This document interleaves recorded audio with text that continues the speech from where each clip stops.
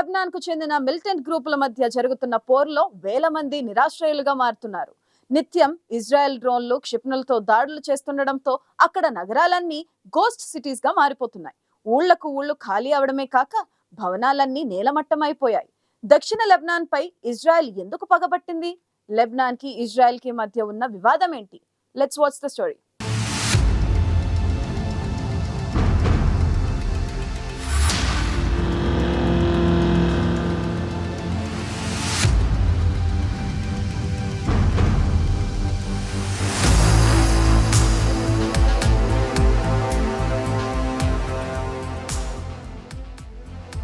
Israel Hamas యుద్ధం ప్రారంభమైనప్పటి నుంచి Gaza, ఇజ్రాయెల్తో పాటు మరికొన్ని ప్రాంతాలు సైతం దాడులకు గురవుతున్నాయి. ఇజ్రాయెల్కు సమీపంలో ఉన్న లెబనాన్ సైతం యుద్ధానికి తీవ్రంగా ప్రభావితమవుతుంది. ఇజ్రాయెల్ దాడుల నేపథ్యంలో లెబనాన్లో ఇప్పటి వరకు 70 మందికి పైగా మృతి చెందారు. దీంతో ప్రాణాలు కాపాడుకునేందుకు ప్రజలు అక్కడి నుంచి సురక్షిత ప్రాంతాలకు వెళ్లిపోతున్నారు. దీంతో దక్షిణ లెబనాన్లో చాలా ప్రాంతాలు ఖాళీగా మారిపోయాయి. ఇజ్రాయెల్ దాడులతో లెబనాన్లో చాలా వరకు ఇళ్లు ధ్వంసమయ్యాయి. లెబనాన్లోని ఎరీన్ అనే పట్టణం ఇప్పుడు అత్యంత ప్రమాదకర ప్రాంతంగా మారిపోయింది. లెబనాన్ సరిహద్దుకు సమీపంలో ఉన్న అన్ని పట్టణాలు ఇప్పుడు ఖాళీ అయి గోస్ట్ సిటీస్గా మారిపోయాయి. ఇక ఆల్మా ఎల్ షాబ్లో దాడుల కారణంగా ఓ గేటెడ్ విల్లా పూర్తిగా ధ్వంసమైంది. ఎవరో చేసిన దానికి తాము దాడులకు గురవుతున్నామంటూ స్థానికులు ఆవేదన వ్యక్తం చేస్తున్నారు. తమ ఇంట్లో 24 గంటలు లైట్లు ఆపేస్తున్నామని, లైట్లు ఉంటే ఎవరో ఉన్నారనుకుని దాడులు చేస్తారని భయంగా గడుపుతున్నామన్నారు. ఇప్పుడు ఆ ప్రాంతంలో ఎక్కడ చూసినా కూలిన ఇళ్లు మాత్రమే దర్శనమిస్తున్నాయి. క్షిపణులతో జరుగుతున్న దాడుల కారణంగా ఈ ప్రాంతం మొత్తం నేలమట్టమైందని అధికారులు చెబుతున్నారు.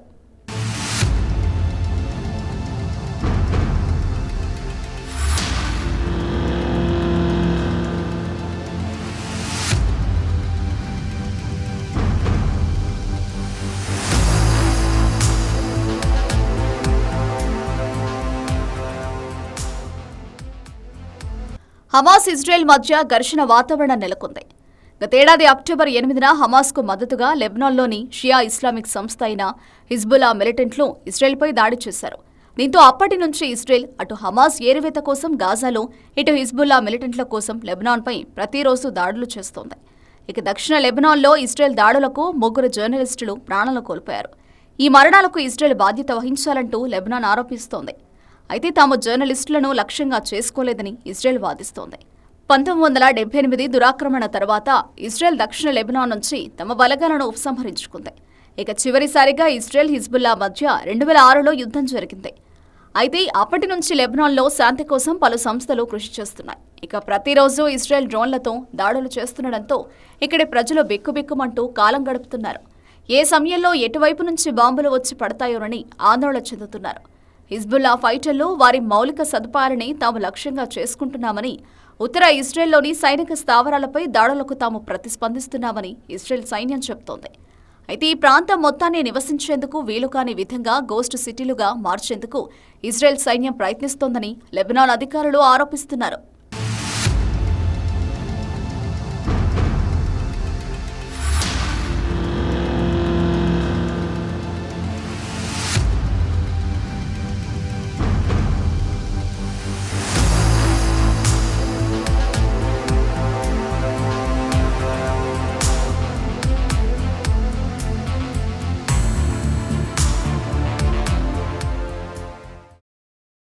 ప్రస్తుతం దక్షిణ లెబనాన్ గ్రామాల్లో ప్రజలెవరూ కనిపించడం లేదు. తమ ఇళ్లను వదిలి ప్రజలు ప్రాణాలతో పరుగులు తీస్తున్నారు.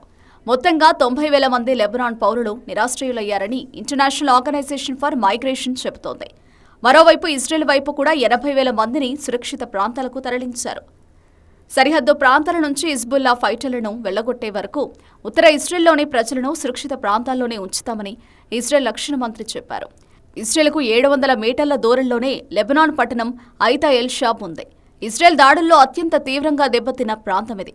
నిత్యం ఈ ప్రాంతంపై 40కి పైగా దాడులు జరుగుతుండటంతో స్థానికులు బేరూత్ శివార్లలోని అపార్ట్మెంట్లోకి వెళ్లిపోతున్నారు. ఇన్ని రోజుల పాటు దాడులు జరుగుతాయని తాము అనుకోలేదని, కొన్ని రోజుల్లోనే పరిస్థితులు సద్దుమణుగుతాయని భావించామని నిరాశ్రయులుగా మారిన స్థానికులు చెబుతున్నారు. ఇప్పుడు తిరిగి తమ ప్రాంతాలకు వెళితే తమ ఇళ్లు ఉందో లేదో తెలుసుకోవడం కష్టమేనంటున్నారు. గతేడాది అక్టోబర్ నుంచి సరిహద్దుల వెంబడి ఇజ్రాయెల్, హిజ్బుల్లాల మధ్య 5,400 దాడులు జరిగినట్లు అమెరికా చెబుతోంది. ఈ దాడుల్లో 80% ఇజ్రాయెల్ సైన్యం చేపట్టిందని వెల్లడిస్తోంది. హిజ్బుల్లాకు చెందిన 4,300 భవనాలను తాము లక్ష్యంగా చేసుకున్నట్లు ఇజ్రాయెల్ డిఫెన్స్ ఫోర్సెస్ తెలిపింది. ఏప్రిల్ 2 నాటికి లెబనాన్ భూభాగం నుంచి 3,100 రాకెట్లను ప్రయోగించినట్లు వెల్లడించింది. లెబనాన్ నుంచి ప్రయోగించిన రాకెట్లతో 9 మంది ఇజ్రాయెల్ పౌరులు మరణించినట్లు తెలిపింది.